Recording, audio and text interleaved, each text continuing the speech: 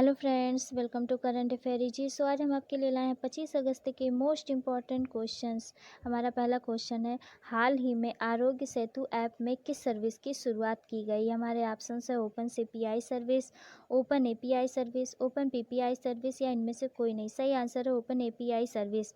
Aarogya Setu app की open API service का लाभ वे संगठन एवं व्यावसायिक संगठन ले सकते हैं जो 50 से अधिक कर्मचारियों के साथ भारत में पंजीकृत हैं और वे रियल टाइम में आरोग्य सेतु आवेदन के बारे में पता लगाने तथा अपने कर्मचारियों या आरोग्य सेतु के अन्य उपयोगकर्ताओं जिन्होंने संगठन के साथ अपनी स्थिति साझा करने के लिए अपनी सहमत प्रदान की है कि स्वास्थ्य स्थिति प्राप्त करने के लिए ओपन एपीआई सर्विस का उपयोग कर सकते हैं। अब हम बात करते हैं आरोग्य सेतु ऐप की। आरोग्य सेतु ऐप को कोविड-19 महामारी से निपटने के लिए 2 अप्रैल 2020 को लॉन्च किया गया था।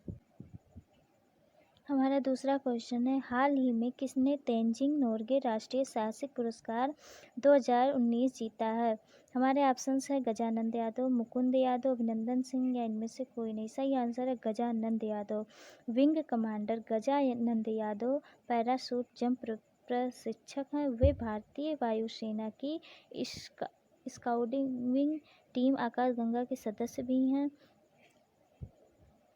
भारतीय इस पुरस्कार का उद्देश्य साहसिक गतिविधियों के लिए युवा लोगों को प्रोत्साहन के तौर पर देना है।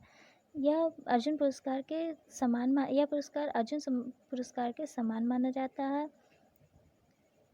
हमारा तीसरा क्वेश्चन है, हाल ही में भारत के सबसे लंबे नदी रोपवे का उद्घाटन कहाँ हुआ है। हमारे ऑप्शंस है गुजरात, असम, दिल्ली या इनमें से कोई नहीं। सही आंसर है असम।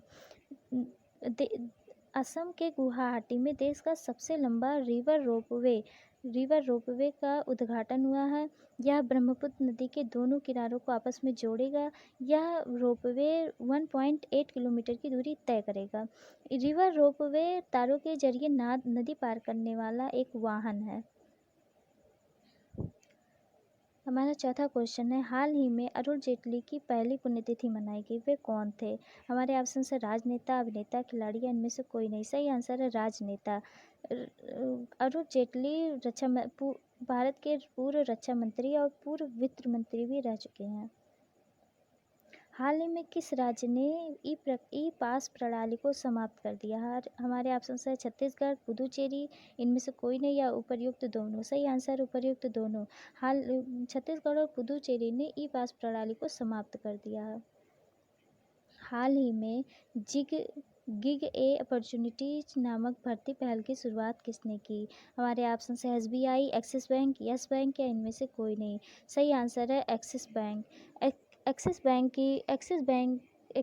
की स्थापना 1993 में हुई थी। इसका मुख्यालय मुंबई में है। इसके MD और CEO अमिताभ चौधरी हैं और अध्यक्ष राकेश मखीजा हैं। हाल ही में किसने गैस्ट्रिक कैंसर नामक किताब का विमोचन किया है। हमारे ऑप्शन है अमित कुमार, राहुल सिन्हा, जितेंद्र सिंह या इनमें से कोई नहीं। सही आंसर है जितेंद्र सिंह। दास व्यापार और उसके उन्मूलन की याद के लिए अंतर्राष्ट्रीय दिवस कब मनाया जाता है। 23 अगस्त, 21 अगस्त, 25 अगस्त या इनमें से कोई नहीं। सही आंसर है 23 अगस्त। किस कंपनी ने द एनीवेयर स्कूल नामक पहल की शुरुआत की। हमारे ऑप्शन है गूगल, रिलायंस, एयरटेल या इनमें से कोई नहीं। सही आंसर है गूगल। गूगल की स्थापना सितंबर 1998 में हुई थी। यह एक इंटरनेट सर्च इंजन है। इसके CEO सुंदर पिचई हैं। इसका मुख्यालय कैलिफोर्निया USA में है। अब क्वेश्चन नंबर 10 है, भारत ने किन 2 देशों के साथ मिलकर त्रिपक्षीय सप्लाई चेन रेजिलिएशन इनिशिएटिव पहल की शुरुआत की। हमारे ऑप्शन है जापान और चीन, जापान और ऑस्ट्रेलिया, अमेरिका और कनाडा या इनमें से कोई नहीं। सही आंसर है जापान और ऑस्ट्रेलिया। भारत, जापान और ऑस्ट्रेलिया ने इस पहल की शुरुआत चीन पर निर्भरता को कम करने के लिए की है। क्वेश्चन नंबर 11, हाल ही में पहली बार किस देश के साथ इजराइल ने पहली बार किस देश के साथ टेलीफोन सेवा की शुरुआत की। हमारे ऑप्शन से चीन, UAE, भारत या USA। सही आंसर है UAE। हाल ही में हाल ही में इजराइल और यूएई के बीच शांति समझौता विस्थापित हुई है। क्वेश्चन नंबर 12, विश्व सौर प्रौद्योगिकी शिखर सम्मेलन का उद्घाटन किसने किया?